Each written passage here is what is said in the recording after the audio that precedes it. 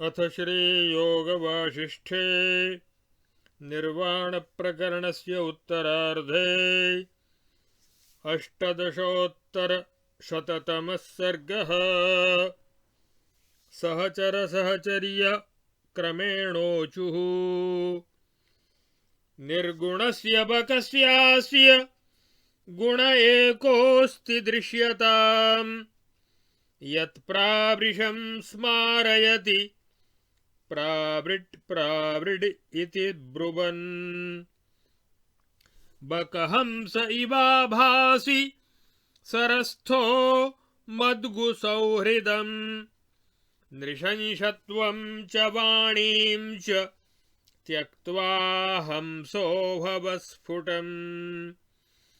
गम्भीरं वारिगर्भं प्रसृतजलचरं ये प्रविश्य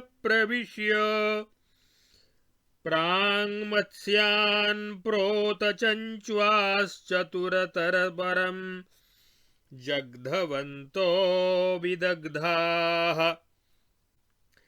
ते केनाप्यद्यदिष्ट्या मृततिमिगमिताः कालयुक्ते महिम्ना। नाक्रामन्ति क्रमस्थाः सुहरमपि पुरः पंगवो मद्गवोमि।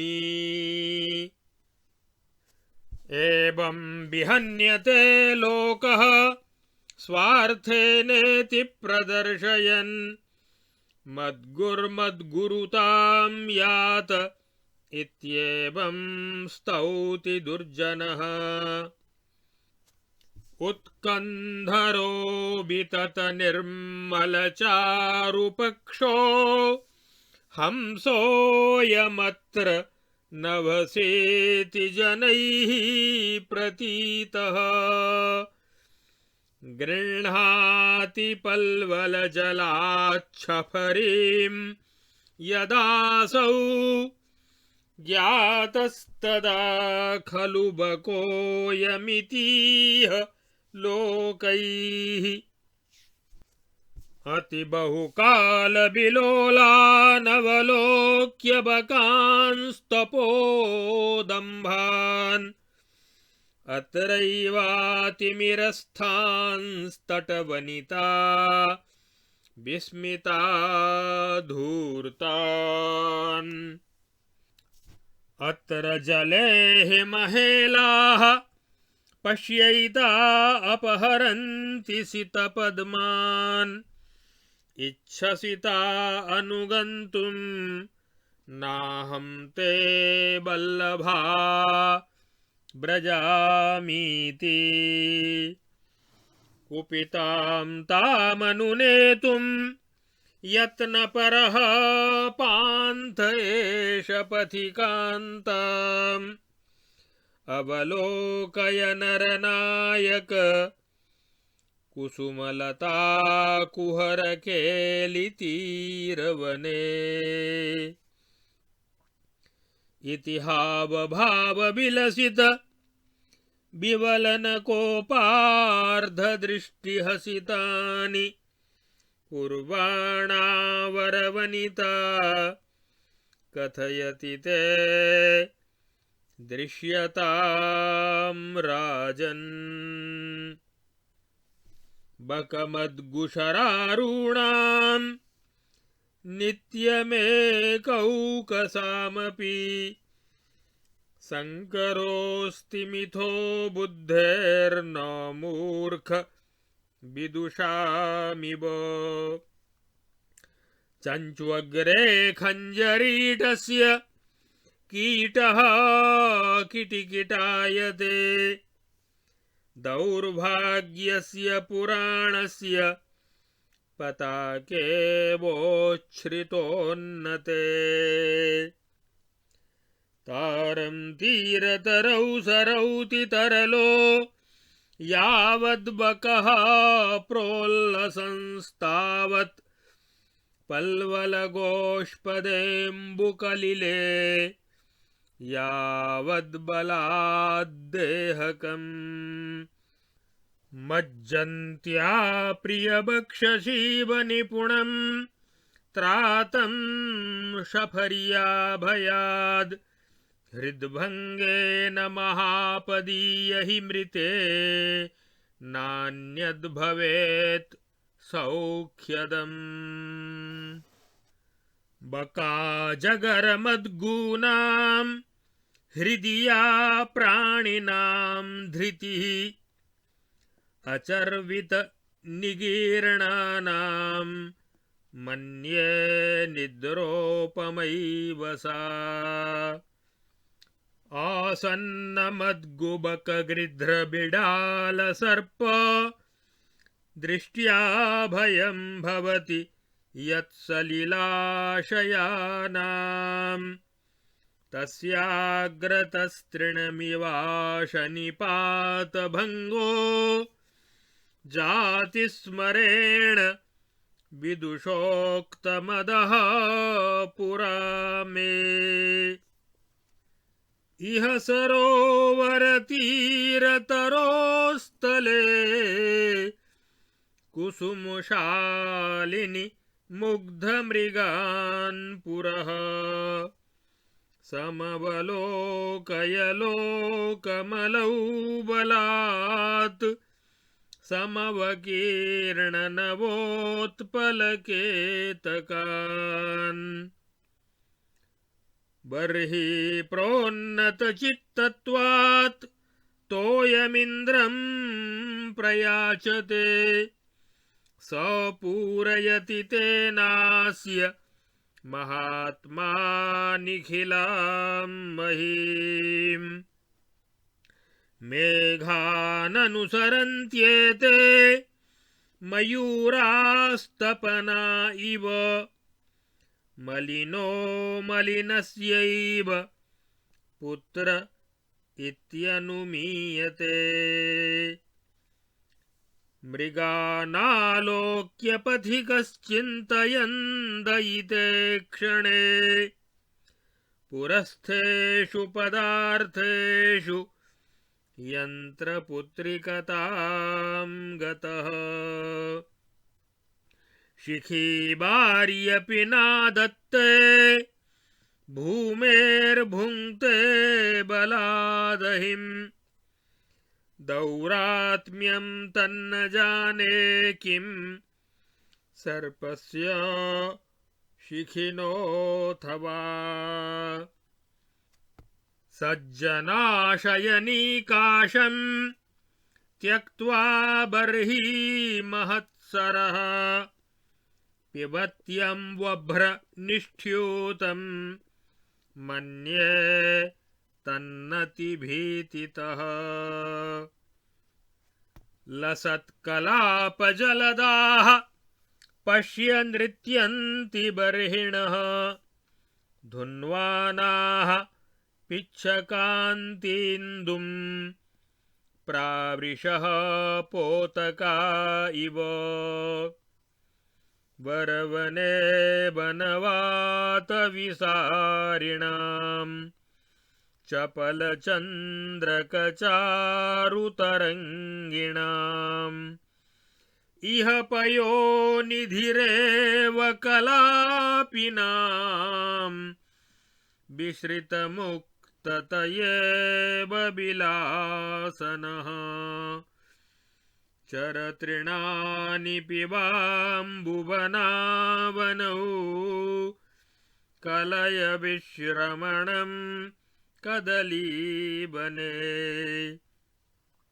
चकितचातक पावकदूषिता नहि सुखाय भवत्यतिमानिता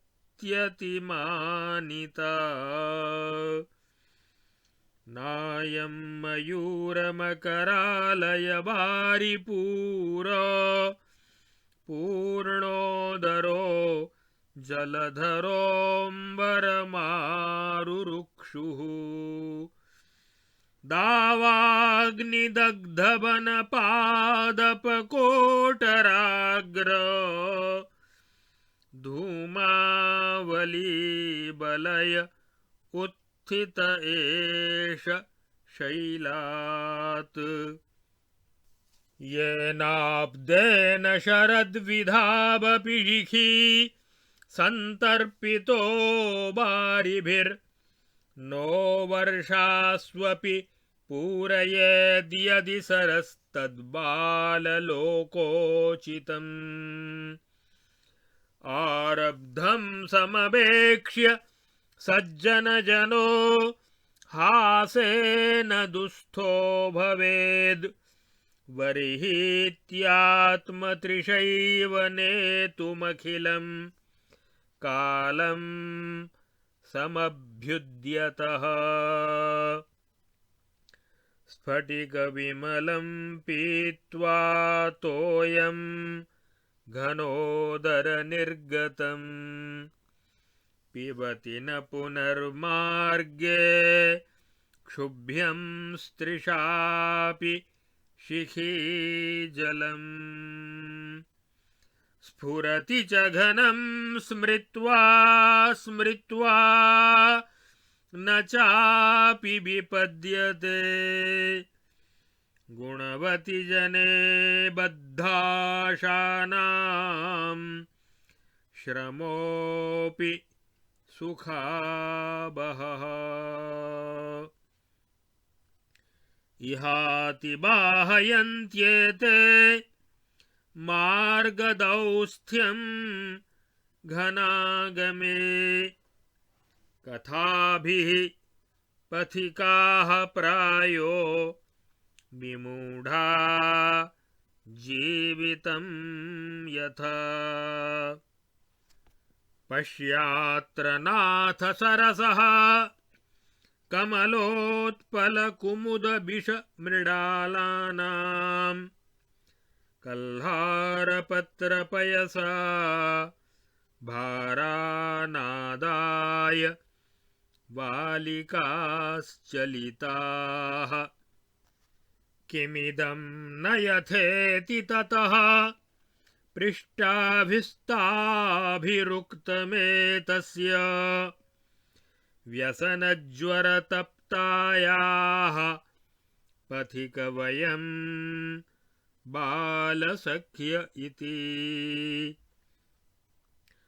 अथ रागरक्तहृदयाः स्तनभरवितता विलासललिताङ्ग्यः पथिकानां स्मरणपथं भूयोऽप्यनयन् प्रियाः स्वगेहस्थाः सा नूनं मम कान्ता दृष्ट्वा शुष्निग्धघनतमः श्यामं गगनं च शून्यगहनं प्रलपति भुवि पतति विस्खलति भृङ्गावलीकुवलयावलिताब्जपात्र सम्प्रेर्यमाणनलिनी मधुपानमत्तः हावातितीरतरु पल्लवलास्यलब्ध सम्मुग्धशब्दगणगीतगुणो नभस्वान्। इत्यार्षे श्रीवासिष्ठमहारामायणे वाल्मीकीये देवदूतोक्तमोक्षोपायेषु निर्वाणप्रकरणे उत्तरार्धे अविद्योपाख्यानान्तर्गत विपश्चिदुपाख्याने हरिणमयूरबक मुग्धादिवर्णनं नाम अष्टदशाधिकशततमः सर्गः। अथ एकोनविंशाधिकशततमः सर्गः। सहचरा ऊचुः कथयत्येष पथिकः पश्य मन्दरगुल्मके प्रियायाश्चिरलब्धाया वृत्तां विरहसङ्कथाम्। एकत्र शृणु किं वृत्त माश्चर्यमिदमुत्तमम् दातुं त्वन्निकटे दूत महं चिन्तान्वितो वदम् अस्मिन् महाप्रलयकालसमे वियोगे यो मां तयेह मम याति गृहं स कः स्यात् नैवास्त्यसौ जगति यः परदुःखशान्त्यै प्रीत्या निरन्तरतरं सरलं यतेत आ एष शिखरे मेघः स्मराश्व इव संयुतः विद्युल्लता विलासिन्या वलितो रसिकः स्थितः भ्रातर्मेघमहेन्द्रचापमुचितं व्यालम्ब्यकण्ठे गुणम् नीचैर्गर्जमुहूर्तकं कुरुदयां सा बाष्पूर्णेक्षणा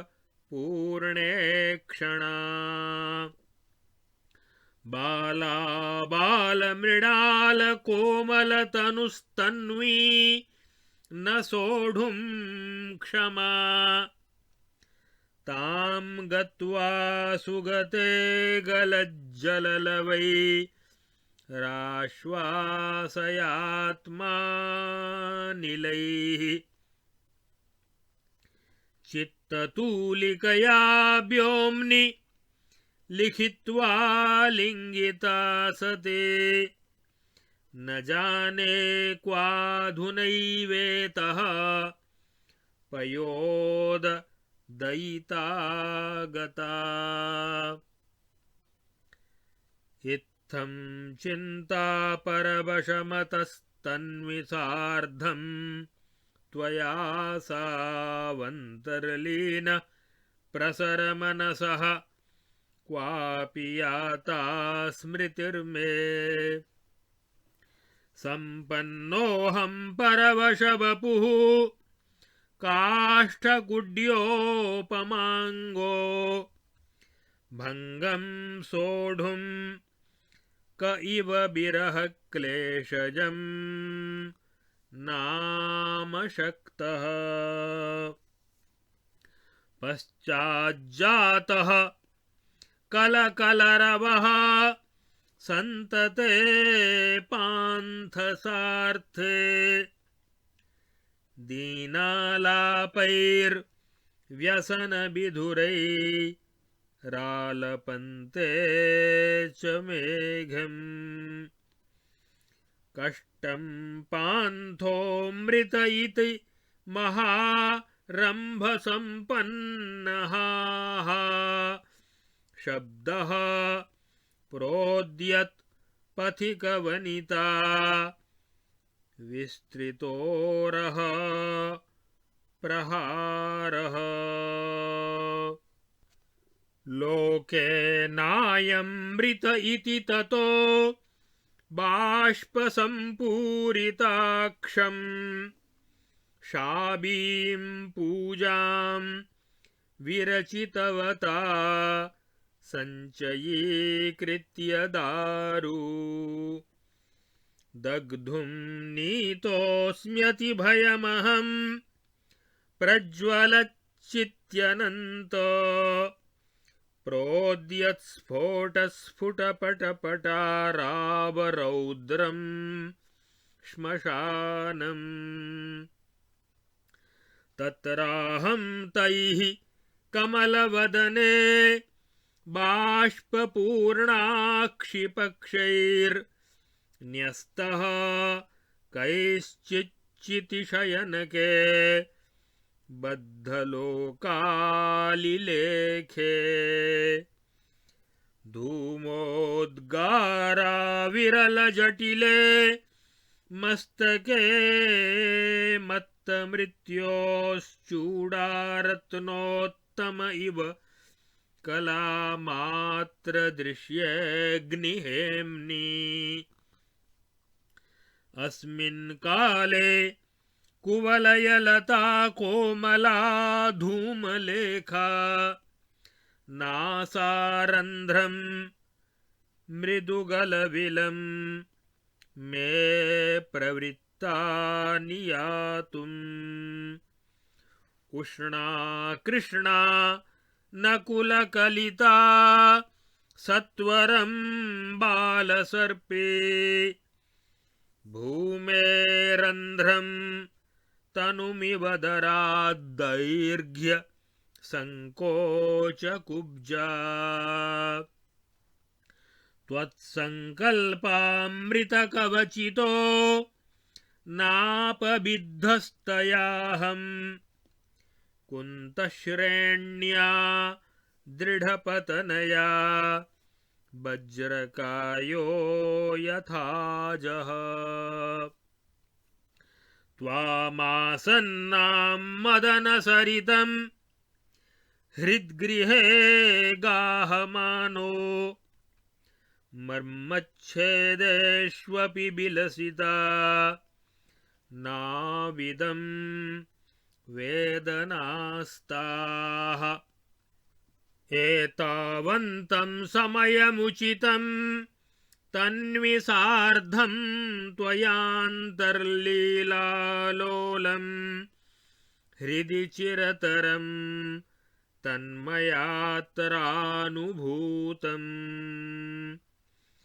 यस्मिन् दृष्टेऽमृतहृद इवोन्मज्जनौघैर्यथासौ राज्याभोगो विशसनमिवाल्पाल्पमेवेति बुद्धिः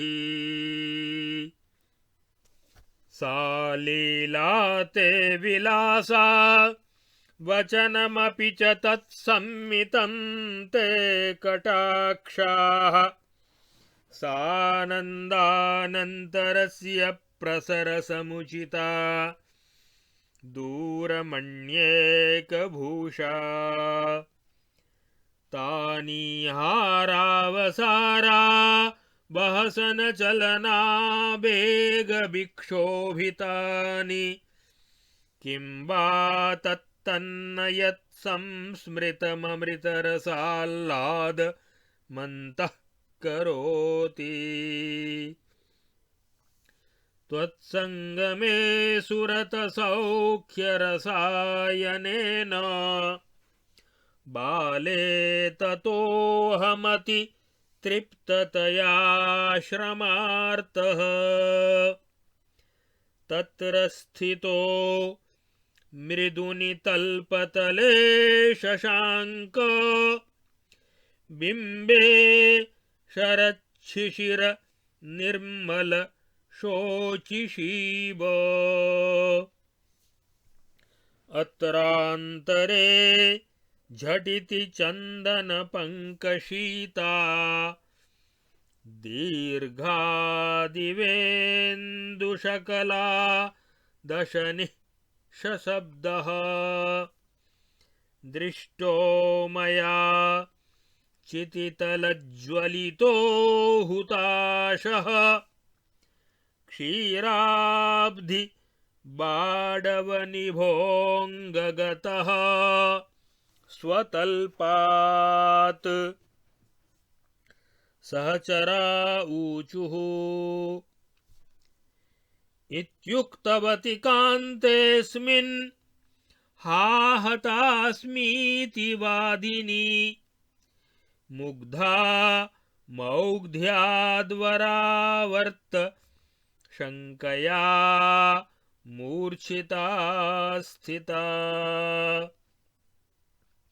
तामेनामेष नलिनी दलबीजेन बारिभिः आश्वासयंस्तथावस्थां कण्ठे कृत्वात्र संस्थितः पुनः पृष्टो नया वक्ति पश्यतामेव संकथाम् एष पार्श्वगतामेनाम् गृहीत्वा चिबुके प्रियाम् हाहुताश इति किञ्चिदिवोपजात खेदो वदामि खलु यावदहं त्वरावान् तावच्चितिर्झटिति तैरवलुण्ठिता सा पान्थैः क्षणात् खरखराकुलिता लसद्भिः पान्थास्ततस्तरलतालविलासवाद्य मालिङ्ग्य मामतनुशेखर पूरिताङ्गम् उत्थापितस्थितिमलं परिवार्य सर्वे नेदुर्जहसुराननृतुर्बवल्गुः विषमविनायकसुखदं वलितं भस्माहि शवशिरः प्रकरैः शशिधवलास्थिकपालं वपुरिव रौद्रं श्मशानमथ दृष्टम् पार्श्वच्छायां हरन्तो विचलितविदलत्क्लिन्नकङ्कालगन्धास्तन्वन्तो भूरिभस्मप्रविततमिहिका माधुनानाः शवानाम् केशानाकाशकोशे शशिगलितशराकारिणः शाङ्कराणामस्थीनां टाङ्कृतेनारचितखरगिरस्तत्र बाता वहन्ति ज्वलदनलचिति प्रवाहनिर्यत् पवनहतोष्म विशुष्कपर्णवृक्षा ज्वलनपवनभास्करात्मजानां रमणगृहानुकृतिं बिभर्ति सा भूः दृष्टं श्मशानं तदनन्तभीमा करङ्ककङ्कालघनामगन्धे माद्यच्छिवाबायस कङ्कगृध्र पिशाच बेताल विरावरौद्रम् आनीतनाना शवबन्धुसार्थ संरोदनार्हादि दिगन्तकुञ्जम् खगावकृष्टार्द्र शिरान्त्रतन्त्रे निबद्धदग्ध द्रुमखण्डजालम् क्वचिच्चितिक्षोभकृतप्रकाशम् क्वचिन्महाकेश कृताब्दवृन्दम् क्वचिच्च रक्ताक्तधरावितानम् नक्तं स्तनत्वभ्रमिवास्तशैलम्। इत्यार्षे श्री वासिष्ठमहारामायणे वाल्मीकीये देवदूतोक्तमोक्षोपायेषु निर्वाणप्रकरणे उत्तरार्धे अविद्योपाख्यानान्तर्गत विपश्चिदुपाख्याने पथिकविरहवृत्तवर्णनं नाम 19विंशाधिकशततमः सर्गः। अब आगे इस योग वासिष्ठ महारामायण के निर्वाण प्रकरण के उत्तरार्ध के 118 और 119वें सर्ग में बगुले, जलकाक, मोर और चातक से संबंध रखने वाली अन्योक्तियों का विवरण दिया गया है। अब राजा के सहचर और सहचरियों ने कहा कि हे राजन, देखिए इधर ये बगुला प्रायः गुणहीन होता है, फिर भी इसमें एक गुण अवश्य है। यह हमेशा प्रावृट प्रावृट ऐसा कहकर सदा ही वर्षा काल का स्मरण दिलाता रहता है। अरे ओ बगुले, तालाब में बैठने पर तो तू अपनी सफेद पांखों से हंस के जैसा ही जान पड़ता है, परंतु मेरी एक सलाह मान ले। जलकाकों के साथ मैत्री अथवा प्राणिवध की क्रूरता और कर्णकटु वाणी, इन दोषों को त्याग कर तू स्पष्ट रूप से हंस ही बन जा। तू अपने में रूप रंग के साथ गुण भी हंसों के ही संचित कर ले। अब एक और अन्योक्ति देखिए। ये अन्योक्ति जलकाक के बारे में है। इस तरह स्वार्थ के लिए लोगों का गला घोंटा जाता है, इस बात को अपने व्यवहार से दिखाता हुआ यह मदगु जलकाक को कहते हैं।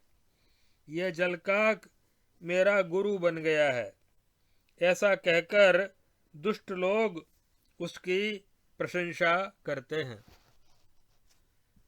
अब एक और अन्योक्ति देखिए।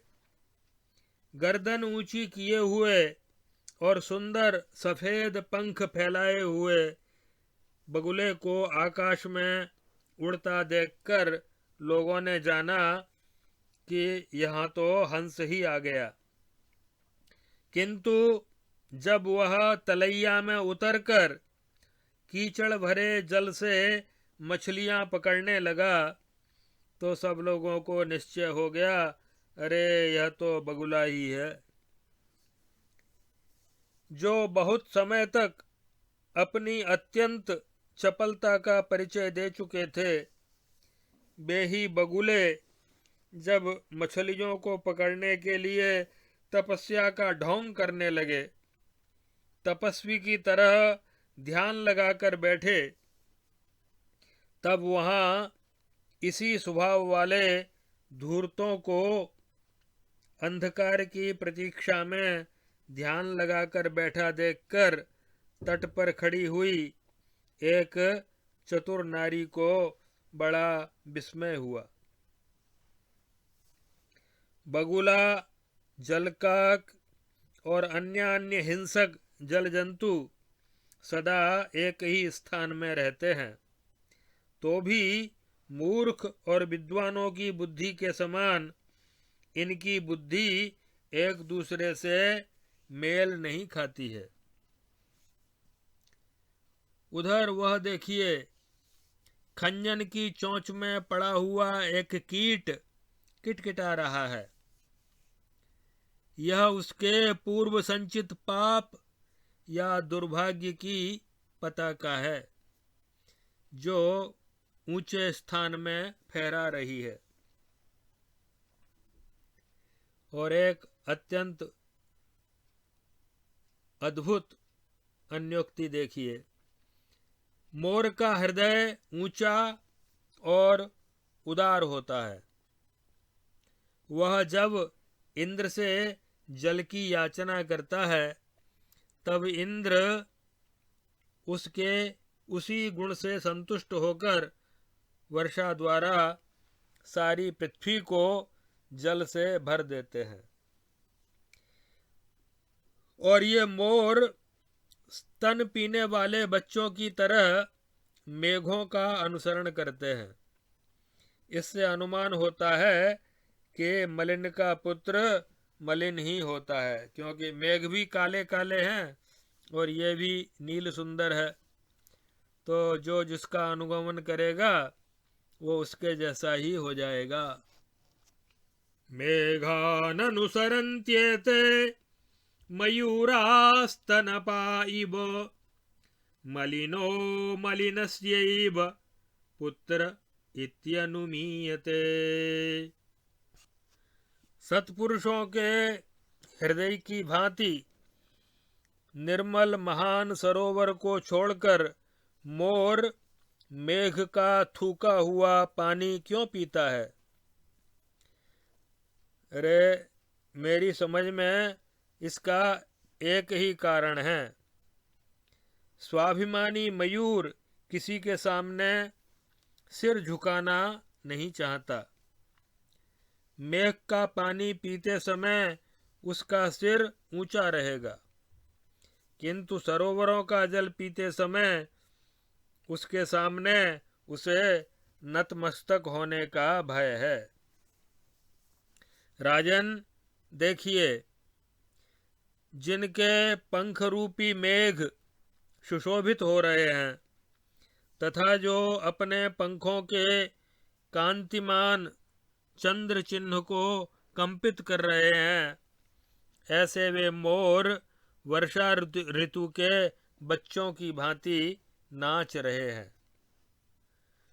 अब चातक को संबोधित करके कहते हैं, अरे ओ चकित चातक, तुम गर्मी में वन प्रांत के भीतर सूखे वृक्ष के खोखले में रहने का ये जो आग्रह दिखा रहे हो, इससे तुम्हारा अत्यंत अभिमान सूचित हो रहा है।